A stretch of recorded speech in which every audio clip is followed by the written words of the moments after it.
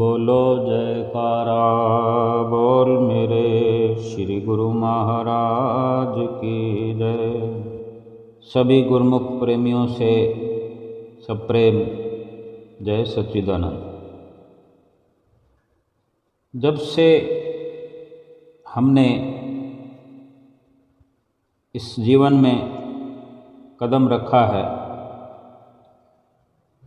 या जब से होश संभाला या फिर सतगुरु से जुड़ गए हैं या जब से नाम की बख्शिश सतगुरु से हमें हो गई है, हम क्या अपने भीतर विचार करते हैं कि हम क्या हो गए हैं, हमारा किस प्रकार से इस जीवन में क्या हमारा महत्व है, हम क्या से क्या हो गए हैं, कभी अनुभव किया हो? अगर नहीं तो करें, विचार तो करें या किसी अन्य आम इंसान के जीवन को देख लें, पढ़ लें, पढ़ने की कोशिश करें, समझने के लिए ही सही कि हमारे और उसके जीवन में क्या अंतर है। अपने मन मर्जी से हर कोई भगवान की भक्ति करना चाहता है, भगवान को पाना चाहता है, भक्त कहलाना चाहता है, भक्त होना चाहता है, यानी भक्ति हासिल करना चाहता है। लेकिन होती है या नहीं भक्ति हासिल, ये एक सवाल है। यही हमने महसूस करना है कि अगर हम भी भक्ति की लाइन में खड़े हुए हैं और एक आम इंसान भी भक्ति की लाइन में खड़ा हुआ है, भक्ति को पाने के लिए, भगवान को पाने के लिए, लेकिन किस प्रकार से प्राप्त होगी? शास्त्रों में वर्णन है, ग्रंथों में वर्णन है कि भक्ति धन सतगुरु धनी, बख्श रहे दिन रैन, जो आवे चरनार में पावे सुख और चैन। यानी भक्ति अगर किसी को प्राप्त करनी है तो वो भक्ति का धन केवल और केवल सतगुरु के पास, वो सतगुरु धनी है भक्ति के,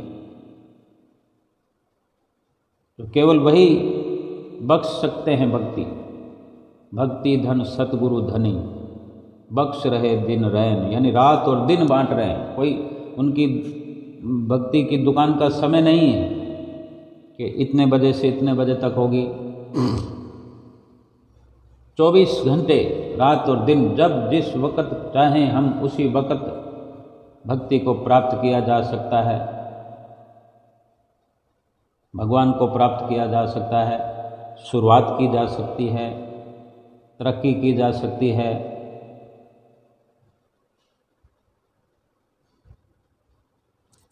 यानी जिसने सतगुरु की शरण ले ली, जिसको नाम मिल गया, सतगुरु की नज़दीकी मिल गई, तो जो भक्ति सतगुरु के पास है वो स्वयमेव मिलेगी। केवल सतगुरु का बन के, सतगुरु का होकर ही सतगुरु को पाया जा सकता है। संसार में किसी से कुछ प्राप्त करना हो, झूठी विद्या को, किसी कार्य को सीखना हो, कोई लकड़ी का कारीगर बनना चाहता है तो बढ़ई के पास जाकर उसकी नज़दीकी हासिल करनी पड़ेगी, उसका होकर रहना पड़ेगा।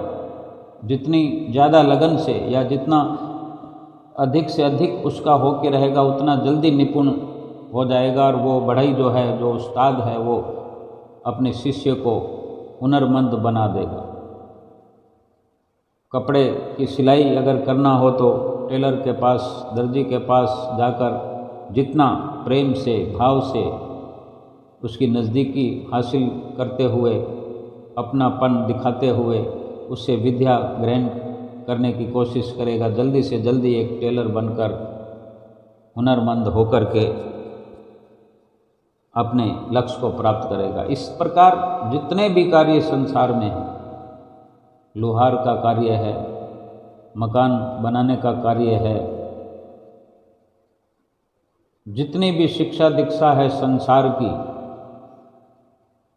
अपने आप को समर्पित किए बिना नहीं प्राप्त किया जा सकता। तो फिर जिसको भक्ति की चाहत है, जिसको भक्ति की लगन है, जिसको भगवान को पाना है, वो सतगुरु के समर्पित हुए बिना किस प्रकार से भक्ति प्राप्त कर सकते हैं? हम देख सकते हैं, समझ सकते हैं। अपने आप का मिलान करें किसी आम इंसान से जिसने सतगुरु की शरण नहीं ग्रहण की, जिसने नाम की शिक्षा दीक्षा नहीं ली, वो भी भक्ति करने में लगा हुआ है, भक्ति कर रहा है। किस प्रकार से प्राप्ति होगी? और अगर जब तक किसी को समर्पित अपने आप को करेंगे नहीं तो उससे क्या प्राप्त कर सकते हैं? और अपने आप अगर हम कर सकते होते अपने आप, तो भगवान श्री राम ने नहीं, भगवान श्री कृष्ण ने भी नहीं, अपने सतगुरु के समर्पित अपने आप को किया, तभी उन्होंने अपने आप को मर्यादा पुरुषोत्तम बनाया। 16 कला संपूर्ण भगवान स्वयं भगवान ही हैं, भगवान ही धूर्धाम से अवतरित हुए इस दुनिया के अंदर वो, लेकिन फिर भी अपने आप को मर्यादा के अंदर रख करके अपने आप को सतगुरु के समर्पित किया, सतगुरु से आत्मिक ज्ञान प्राप्त किया। तो एक आम इंसान की अगर हम बात करते हैं, चर्चा करते हैं, तो क्या अपने आप ही भक्ति प्राप्त कर लेगा? हम सतगुरु की शरण हासिल ना करें, उनसे नाम की दीक्षा प्राप्त ना करें, नाम को जपे नहीं, सतगुरु की प्रसन्नता को पाए नहीं, सतगुरु के वचनों पर अमल करें नहीं, तो भक्ति प्राप्त कर लेंगे? ये मुमकिन नहीं है, संभव नहीं है, तीनों लोकों में संभव नहीं है, हरगिज संभव नहीं है, क्योंकि भक्ति को बांटने वाले तो सतगुरु हैं। जिन ग्रंथों को, शास्त्रों को हम पढ़ते हैं रात और दिन, उन्हीं ग्रंथों में लिखा हुआ है कि भक्ति धन सतगुरु धनी, बख्श रहे दिन रैन, जो आवे चरनार में पावे सुख और चैन। जो सतगुरु की चरण शरण में आएगा, उनके साथ अपना रिश्ता खास बनाएगा, उनके आगे अपने आप को समर्पित करेगा, वचनों पर अमल करेगा, उसी को भक्ति स्वमेव प्राप्त हो जाएगी।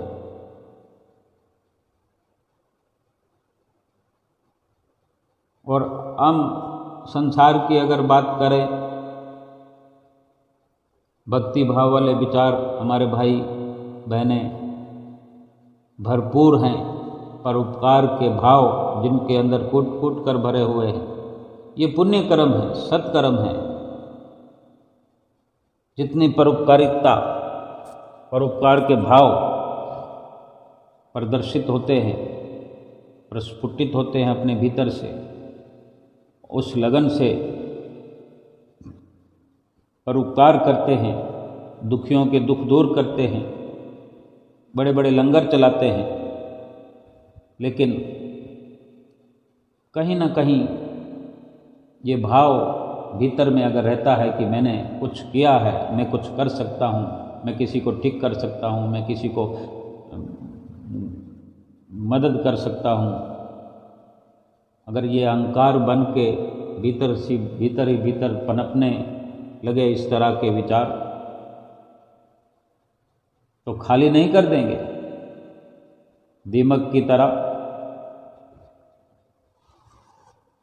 इन सब के लिए ये उत्तम मार्ग है भक्ति का कि सतगुरु की चरण शरण को ग्रहण करके उनकी शिक्षा दीक्षा में, उनकी रहनुमाई में चल करके परोपकार भी किया जा सकता है, मदद की जा सकती है, दुखियों के दुख दूर किए जा सकते हैं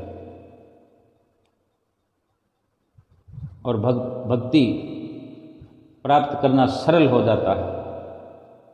हम कई बार देखते हैं कि लंगर, बड़े बड़े भंडारे जहाँ चलते होते हैं और गणमान्य व्यक्ति जो लंगर चलाने की व्यवस्था कराते हैं, वो वहाँ पर उन्हीं सब के साथ बैठकर खाने की सक्षमता नहीं रखते। वे चाहते हैं कि ये मैंने इनके लिए व्यवस्था की है, लेकिन जो सतगुरु के शिष्य होते हैं, कहीं पर भी लंगर भंडारा होता है तो उन्हीं के साथ बैठकर खाते हैं।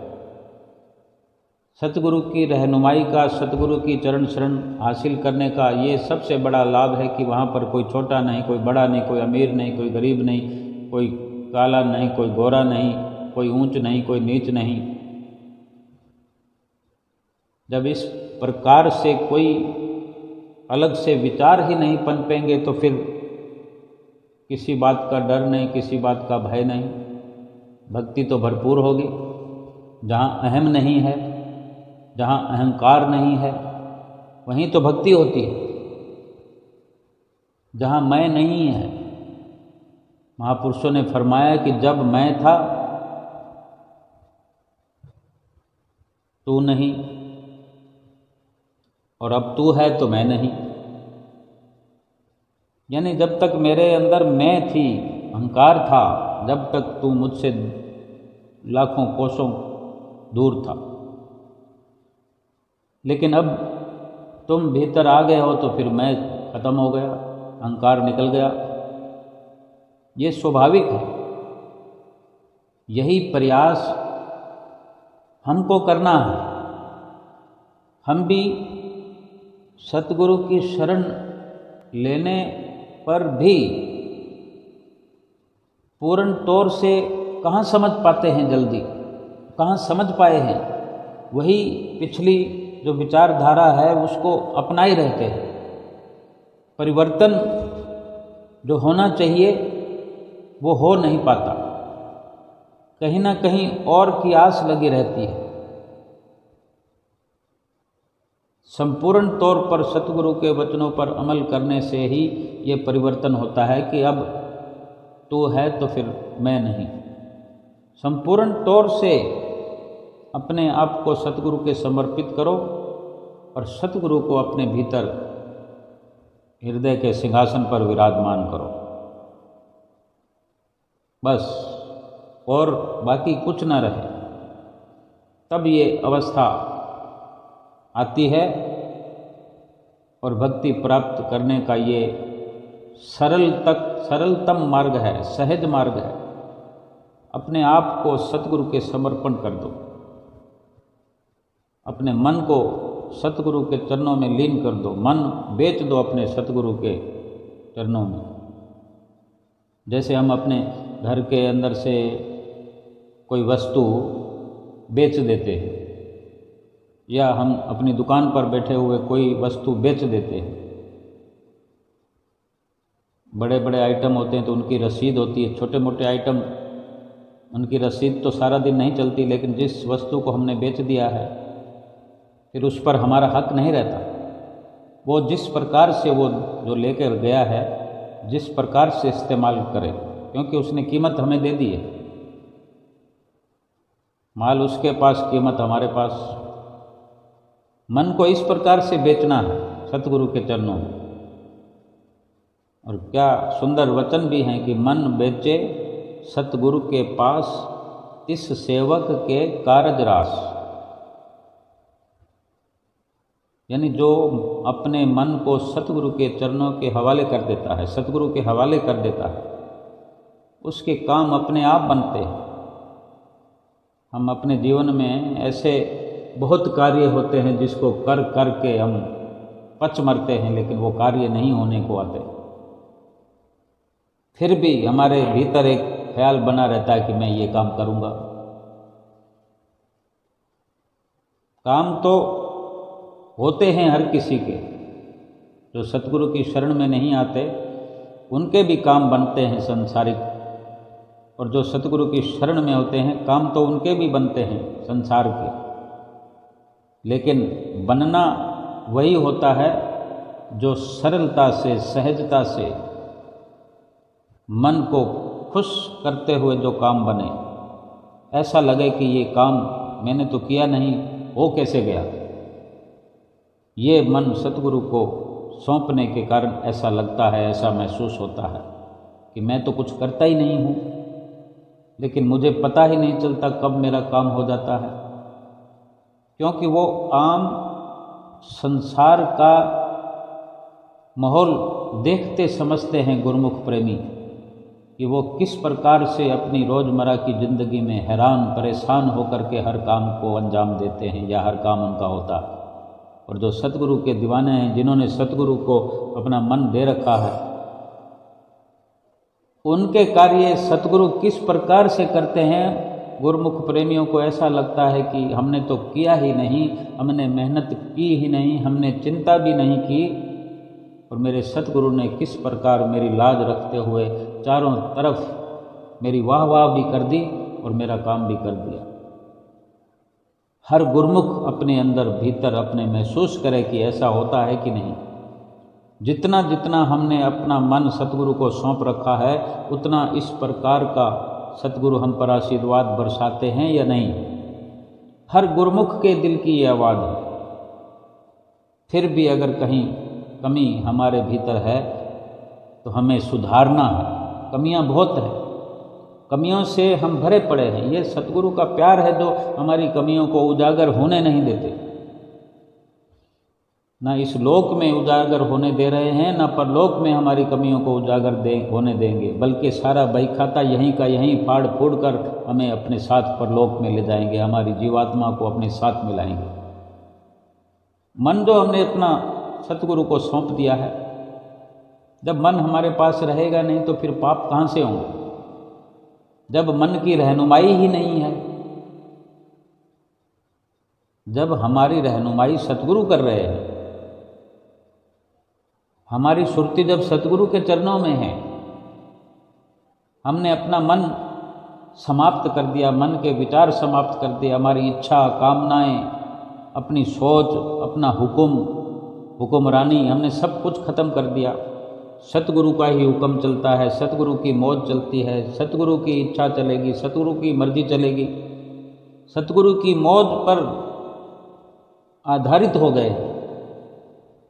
काम तो तब भी होते थे ओखे सोखे, लेकिन अब तो कब काम हो जाता है पता नहीं। काम तो लोक और परलोक के हो रहे हैं। परलोक का कार्य गुरुमुखों का हर वक्त चालू रहता है या हुआ पड़ा है। बस केवल एक लहर चलती रहती कि ये जीवन है, जब तक काम होता रहेगा। जिसने मन सतगुरु को बेच दिया है, सतगुरु के हवाले कर दिया है, उसका परलोक का कार्य हो गया है। मन को सौंपते ही कार्य हो गया। जो मन अपने पास रखता है, जो मन के कहने में हर वक्त खास रहता है, वो चाहे सतगुरु की चौखट पर भी बैठा रहे तो उसका कार्य नहीं हो सकता परलोक वाला। जब भी जिस वक्त भी सतगुरु के चरणों में मन को समर्पित कर दिया जाएगा, उसी वक्त संदेश हो जाएगा भीतर ही भीतर कि अब मुझे कोई परवाह नहीं। ये गुरुमुखों की आवाज़ है। हमको हर वक्त सोच समझ करके हम सतगुरु को क्या समझते हैं। बेशक जो कुछ समझे, लेकिन वो पार ब्रह्म परमेश्वर है। वो स्वयं नर रूप में नारायण हैं, भगवान हैं।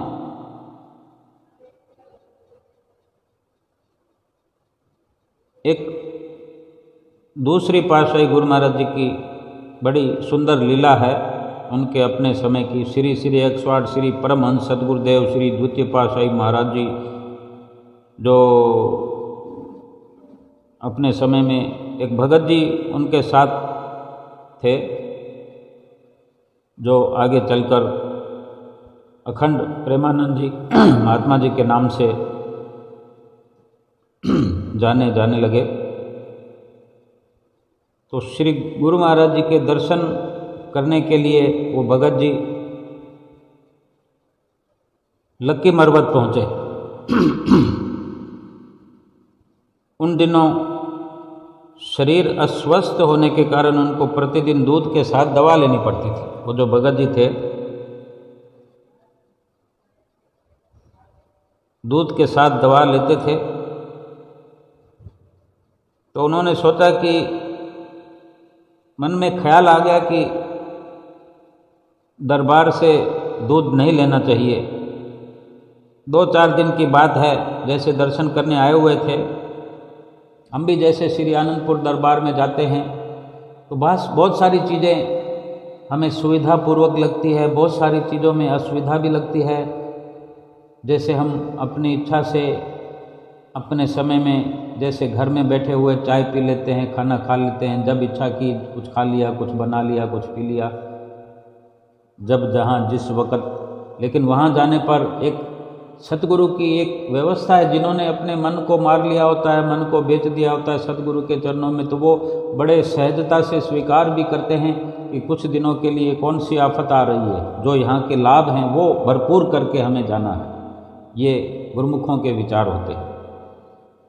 तो वो भगत जी जो थे उन्होंने भी सोचा, एक प्रकार से उन्होंने ठीक सोचा कि वो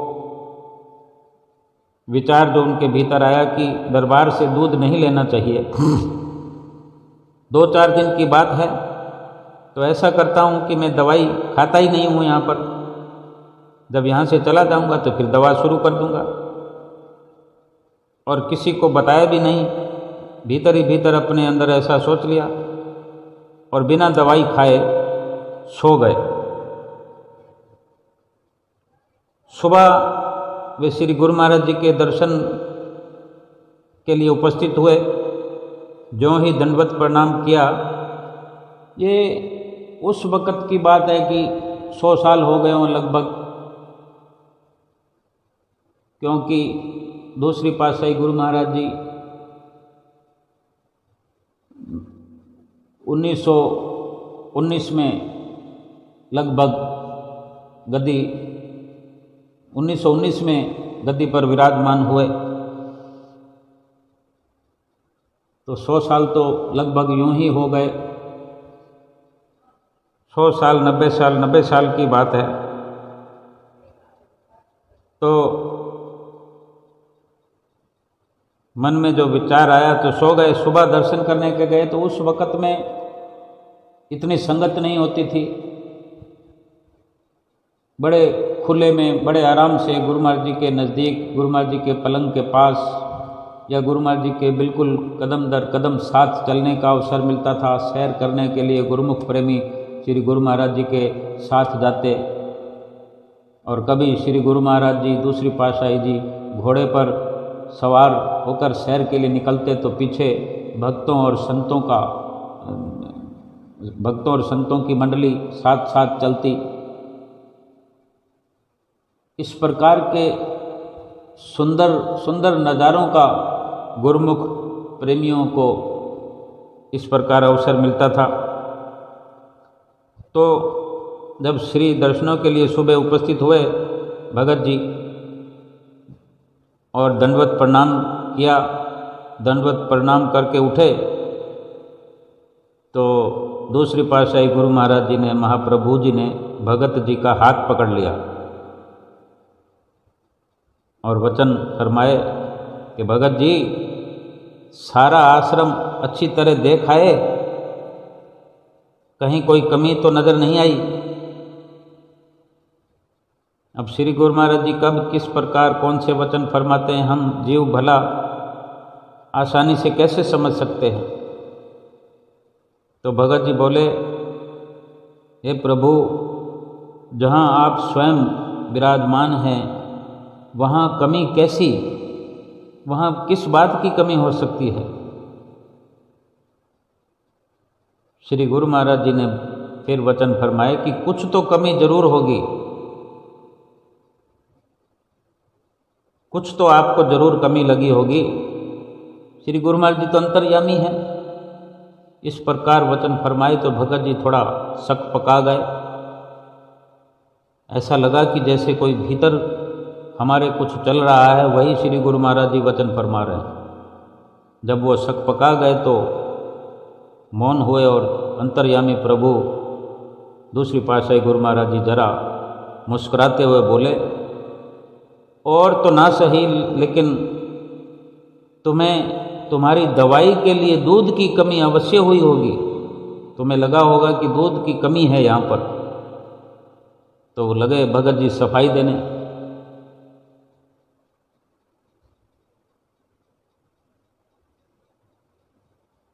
कहने लगे कि नहीं, वो बात नहीं है स्वामी जी।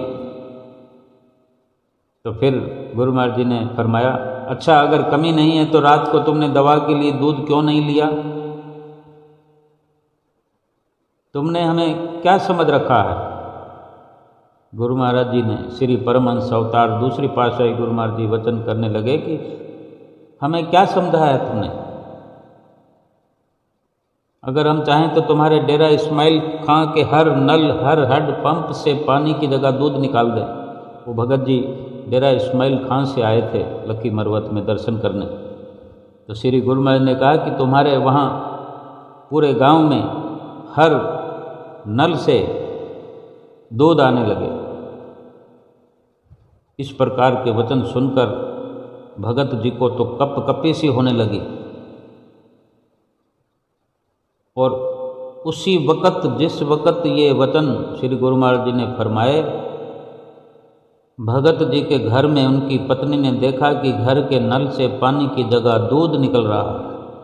तभी आस पड़ोस के घरों से भी खबर मिली कि उन लोगों के घरों में आज पानी की जगह दूध निकल रहा है। सारे मोहल्ले में ये चर्चा थी। जब 4 दिन बाद भगत हेमराज जी घर पहुँचे तो पत्नी के मुख से सारा ये हाल सुनकर बड़े हैरान हुए कि जब जिस दिन श्री गुरु महाराज जी ने ये वचन फरमाए, उस दिन उस वक़्त या उस सारा दिन नल से पानी की जगह दूध आया। जो भी उस वक़्त जो नल हुआ करते थे, जो हेड पंप कहते हैं,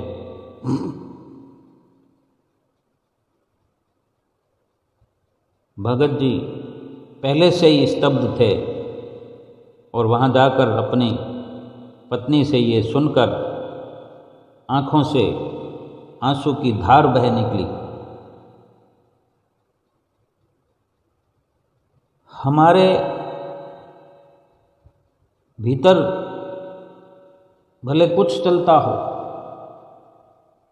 लेकिन हमेशा हम अपने आप को सतगुरु का मान के रखें और सतगुरु को अपना बना के रखें। केवल और केवल सतगुरु हमारे। हम रोज नित्य प्रति जयकारा बोलते हैं कि बोल मेरे श्री गुरु महाराज की जय, मेरे श्री गुरु महाराज की जय। सतगुरु के पास क्या कमी है? कमी प्रारब्ध में हो सकती है हमारे, उसको भी सतगुरु दूर कर देते हैं। कमी, हर कमी को सतगुरु को अपना समझकर, अपना सब कुछ समझकर, हरता करता समझकर उनको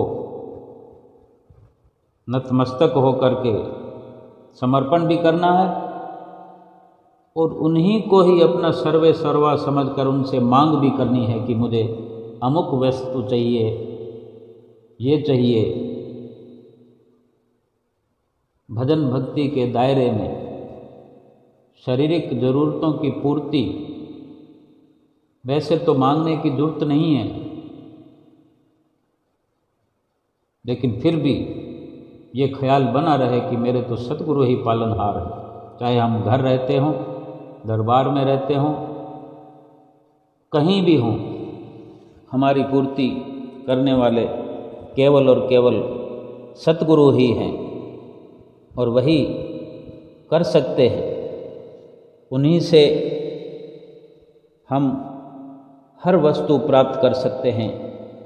केवल दुनिया की मन लुभावन वस्तुओं का ख्याल दिल से निकालते हुए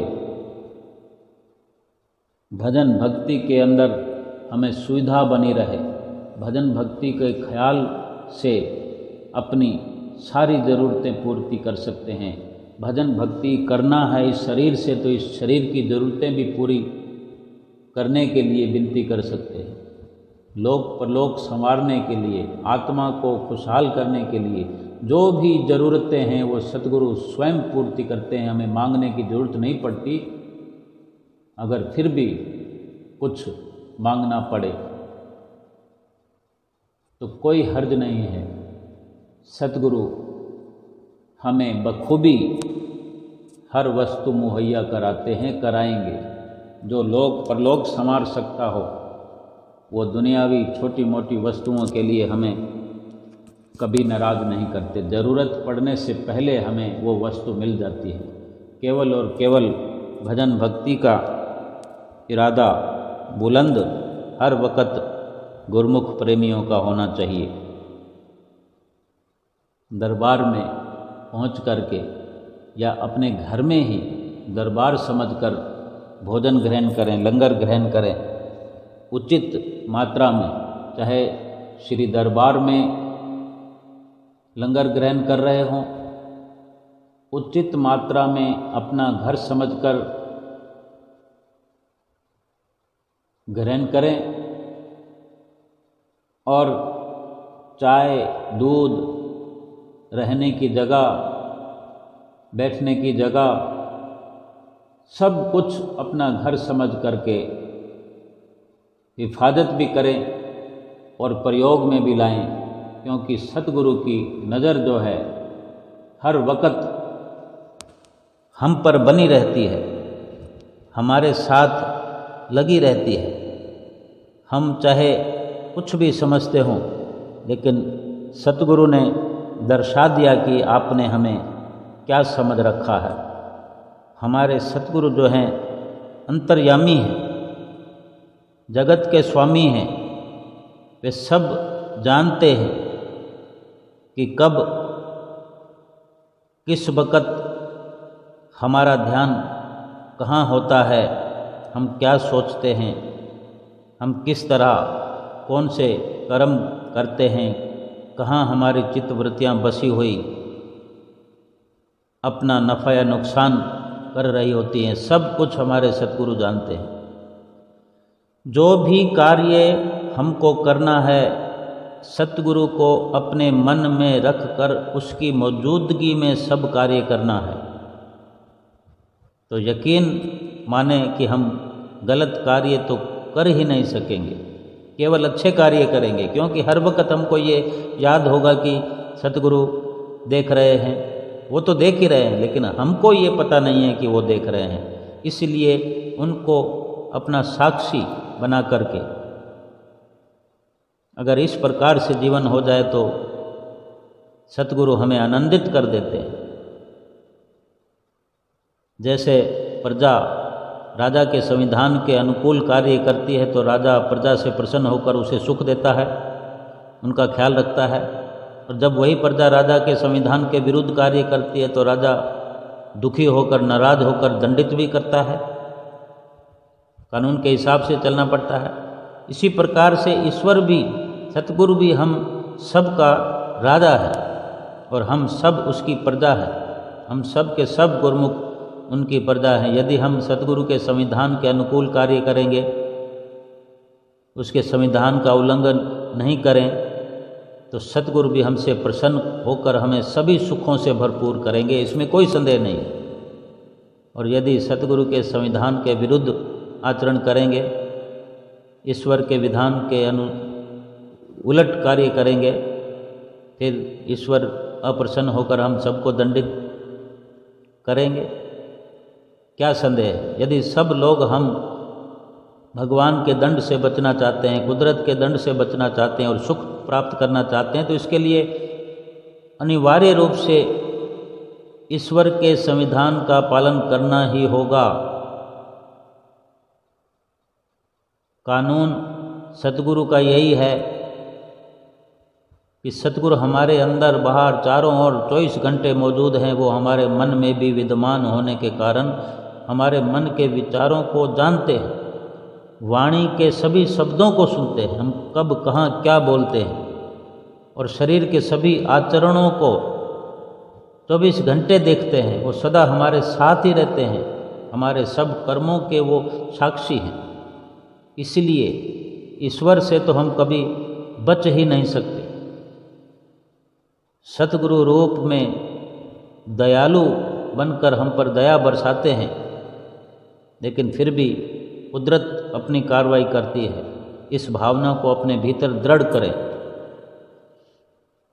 एक डर बना रहे कि वो कार्य मुझसे ना हो जो मेरे सतगुरु को पसंद नहीं आता, जो मेरे सतगुरु नहीं चाहते वो कार्य मुझे नहीं करना है। ये भय बना कर के हर वक्त हमें हर कार्य करना चाहिए। तो सतगुरु की प्रसन्नता हर वक्त हम पर बनी रहेगी। सारा का सारा ध्यान जब हमारा सतगुरु के चरणों की ओर लगा रहेगा तो कोई गलत कार्य हमसे हो ही नहीं सकता, और इतनी नज़दीकी सतगुरु से बनी रहेगी। भीतर ही भीतर, बेशक बाहरी तौर से कितने दूर हों, लेकिन एक भीतर की नज़दीकी कि जिसने अपने अंतर मन में सतगुरु को बिठा करके उसको साक्षी मान के हर कर्म करने का संकल्प लिया हो, ये सच्ची नज़दीकी है। और नज़दीकी की अगर हम बात करें, चर्चा करें कि नज़दीक जाने से नज़दीकी का असर हर किसी को पहुंचता है। जैसे कोई बर्फ़ के पास नज़दीकी में जाए, बर्फ़ की सिल्लियाँ पड़ी हो या बर्फ़ की फैक्ट्री हो, उसके नज़दीक रहने से उस फैक्ट्री में अगर कोई कार्य करता हो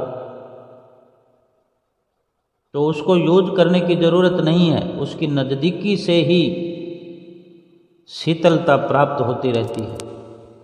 अग्नि के पास नज़दीक जाने पर गर्माहट मिलने लगती है।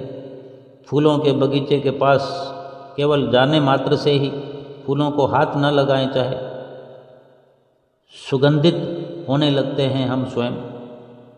तो फिर जिसने सतगुरु को अपना साक्षी बना लिया, भगवान को जिसने अपना साक्षी बना लिया, जिसने भगवान को अपना बना लिया, खुद भगवान का हो गया, जिसने अपना मन समर्पित कर दिया भगवान को, फिर भगवान से कुछ मांगने की ज़रूरत कहाँ पड़ेगी।